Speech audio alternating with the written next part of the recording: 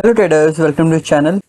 कुछ month ago पहले हमने ना एक सीरीज बनाई थी जिसमें how to making a stock portfolio in 2025 for next 1 और 2 ईयर, ओके, और multiple years you can say. जैसे पार्ट 1 बनाया था, अगर आप इस मेरे चार्ट चैनल पे जाओगे ट्रेड विद मनी पे, यहाँ पे हमने 20 स्टॉक्स का यहाँ पे कुछ क्राइटेरिया सेट करा था कि हम 20 कंपनीज लेंगे, 5% एलोकेशन देंगे। और जैसे ये एग्जांपल लिया था कि जैसे आपके पास 5 लाख है तो 20 में डिवाइड करके 5-5 सब में देना, और ऐसे, और अग्रेसिव और मैनेजिंग रहेगा। ओके, तो पार्ट 1 बनाया था, बट ये वाला वीडियो होल्ड क्यों कर रहा है? क्योंकि जैसे कि रिजल्ट सीजन चल रहा था और कुछ कंपनियां हम एनालाइज कर रहे थे, उसकी बेसिस पे क्या पता किसी के रिजल्ट अच्छे या बुरे आते, तो रिजल्ट होने का वेट कर रहा था, तो इसलिए अब हो गया है। तो अब हम अगला अपना पार्ट 2 नेक्स्ट 5 कंपनीज, मेनली ये वाला ज्वेलरी, फैशन अपैरल, फाइनेंस और कंजप्शन के बेसिस पे रहने वाला है। ओके, तो ये रहेगी वीडियो। तो पहले कुछ पॉइंटर्स थे, जैसे फॉर एग्जांपल, ये एग्जांपल है, इसको अमाउंट का कुछ मतलब नहीं है, बस एग्जांपल है। जैसे 5 लाख हो गया, ओके, तो हम अगर 5 लाख को, तो ये ऑब्वियसली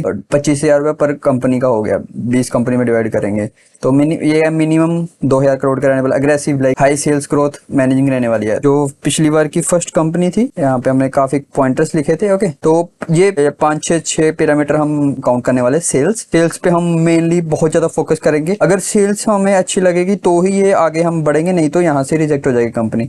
ऑपरेटिंग लेवरेज, मतलब सेल्स आ रहा है तो प्रॉफिट में, सेल्स में और ऑपरेटिंग लेवरेज मिलके पैट और भी अच्छा आ रहा है। जैसे फॉर एग्जांपल सेल्स 25% से ग्रो कर रही है और पैट 30% ग्रो कर रहा है, तो उसको एज अ ऑपरेटिंग लेवरेज की 5% जो भी रहेगा उनको प्रॉफिट में ज्यादा मिल रहा है। तो बिजनेस टर्न अराउंड, कि कुछ कंपनी पहले अच्छा नहीं कर रही थी तो अचानक से कुछ पैरामीटर मैच हुए और अब उनका बिजनेस लाइक हाई पेस से ग्रो करने लग पड़ा है, तो वो वाला आरओई, इस पे भी खासा फोकस रहेगा। उसके बाद मेनली सबसे इंपॉर्टेंट, मैनेजमेंट का गाइडेंस क्या है और उनके एक्सपेंशन प्लान अलग अलग सेक्टर में अलग अलग तरीके से होते हैं। तो आइए डिस्कस करते हैं। पहला कंपनी रहने वाला हमारा स्काई गोल्ड एंड डायमंड्स। तो ये मैं इसको डेली चार्ट पे अगर कर देता हूँ, ये काफी देर से काफी लाइक यहाँ पे पीक बना के अपना दिसंबर में यहाँ पे कंसोलिडेट कर रहा है। तो रिसेंटली जो क्वार्टर की सेल्स है 106% से ग्रो करी है, पैट 180% से ग्रो करा है। तो ये ऑपरेटिंग लेवरेज यहाँ पे इनको मिला है। आरओई 21 हो गया है FY25 में, और जहाँ के आप देखोगे FY24 में 17 था। तो आरओई पॉजिटिव डायरेक्शन में ग्रो कर रहा है, जो कि अच्छी बात है। उसके बाद business performing well, obviously sales, PAT सब कुछ अच्छा कर रहा है। और गाइडेंस इन्होंने दिया है कि 50 से 80% की रेंज में ग्रो करेंगे, जो कि एक लाइक अगर आप स्काई गोल्ड पे जाओगे, एक बार मार्केट कैप देख लेते हैं, 6,000 करोड़ के आसपास मार्केट कैप है। यहाँ पे पी दिखा रहा है, बट ये पी लाइक फॉरवर्ड लुकिंग नहीं है, करंट पी चल रहा है। अगर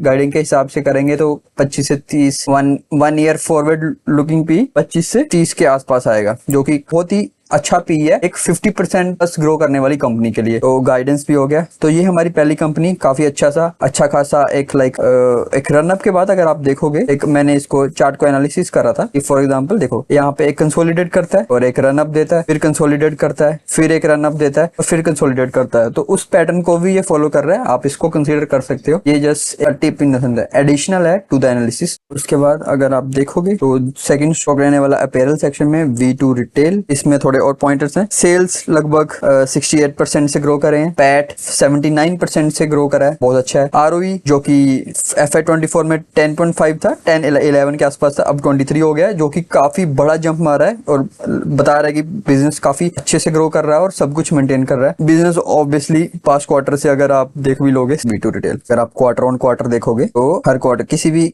ईयर ऑन ईयर, मार्च को मार्च से कंपेयर कर लो, दिसंबर को दिसंबर से कंपेयर कर लो, सितंबर को सितंबर से कंपेयर कर लो, जून को जून से कंपेयर कर लो, हर एक में आपको ऐसी कंसिस्टेंसी दिखेगी। और पहले इनको ऑपरेटिंग लेवरेज नहीं मिल रहा था, अब वो भी मिलना शुरू हो गया, तो इसका हो गया। तो और इसमें गाइडेंस में सेल्स इन्होंने बोला है कि 50-60% ग्रो करेंगे और 100 प्लस स्टोर ओपन करेंगे। इनके लाइक 180-190 के आसपास है। तो अगर आप 100 स्टोर, और उसमें से 100 में से इन्होंने 29 अभी तक लाइक कितना मंथ हो गए हैं, 2 महीने हो गया, ओपन भी कर दिए हैं, तो जो कि बहुत एग्रेसिव है। एसएससी मतलब कि जो 1 साल से पुराने स्टोर्स हैं उनमें इनको कितना वॉल्यूम ग्रोथ मिलेगी, 8 to 10 बताया है, जो कि काफी अच्छी है। बाकी इनको नए स्टोर और ऐसे मिलेगा, तो ये भी काफी अच्छी कंपनी है। उसके बाद 2 स्टॉक हो गए। CGCL, ये एक फाइनेंस सेक्शन का स्टॉक है। सेल्स लगभग 46% से ग्रो करी है, पैट 115% से ग्रो करा है, आरओई 12 हुआ है, लास्ट में इनका लाइक 8 है, और गाइडेंस है आरओई की मिड टीन्स में इसको लेके जाएंगे, जो कि अच्छी बात है। बिजनेस अच्छा परफॉर्म कर रहा है, एक बार देख लेते हैं। अगर क्वार्टर ऑन क्वार्टर देखोगे, किसी भी क्वार्टर को, किसी भी like year on year quarter को देख लोगे कि अच्छे से ग्रो कर रहे हैं। और गाइडेंस है 30%, थोड़ा सा यहाँ पे डिमोटिवेटिंग था, बट ये मैनेजमेंट आई थिंक अंडर कम बोल के ज्यादा डिलीवर करने वाला है।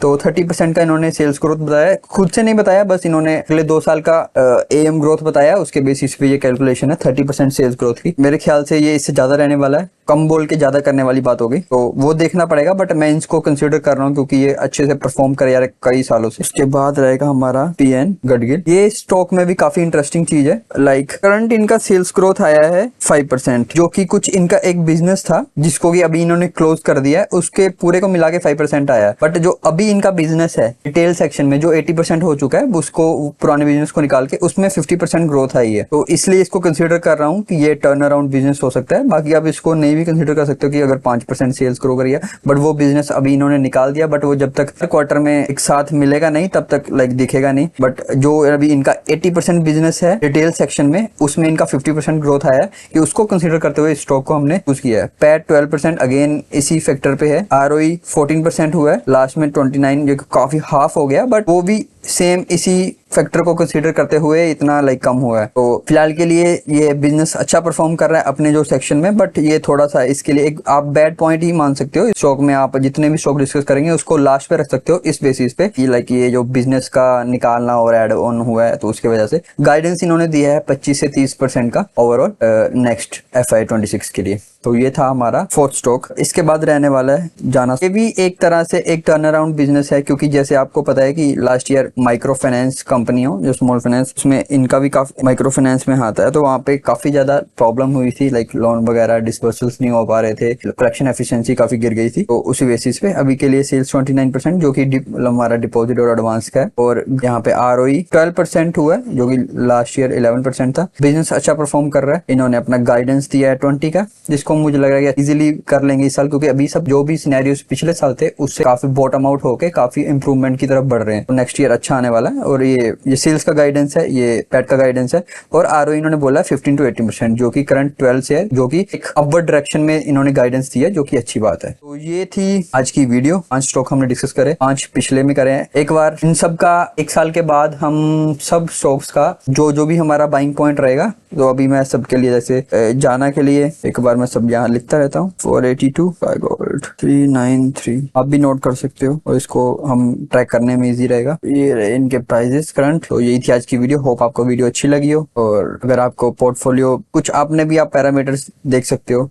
जरूरी नहीं यही फॉलो करना है, बट मैंने आपको बताया किस बेसिस कौन से पैरामीटर मैं देखता हूँ पोर्टफोलियो बिल्ड करने के लिए। और जो भी ट्रेडिंग और इन्वेस्टिंग है तो 50-50 ऐसा है मेरा पोर्टफोलियो, एक 50% ट्रेडिंग के लिए 50% इन्वेस्टिंग के लिए, तो वही है। तो ये मेरा सेपरेशन है। आप अपने हिसाब से जो भी परसेंटेज 70-30, जहाँ किसी को इन्वेस्टिंग ही करना है किसी को ट्रेडिंग ही करना है, अपने हिसाब से देख सकते हो। ये मेरे को थोड़ा सूट करता है, तो इस बेसिस पे है। ये इन्वेस्टिंग वाला पार्ट और ट्रेडिंग वाला पार्ट दोनों मैं डिस्कस करता रहता हूँ। यही थी आज की वीडियो। होप आपको वीडियो अच्छी लगी हो। अपने दोस्तों के साथ शेयर करिएगा, चैनल को सब्सक्राइब और वीडियो को लाइक कर दे। Thank you very much. Bye bye.